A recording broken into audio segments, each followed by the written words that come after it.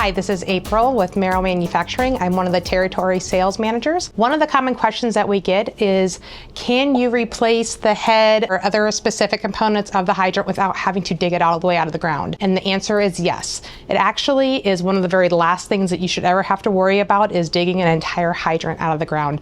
All of the parts specific to the handle, the draw straps, even down to the plunger that's inside of the unit can all be taken care of without having to dig up the entire hydrant. You can purchase other parts kits. You can purchase the plunger from any of our distributors that are within the United States, actually international, including Canada. And the plunger itself, if you remove the head, all of the guts come out. It's all attached, so the plunger underneath can actually be replaced, repaired, looked at, and everything just through removing the head of the hydrant.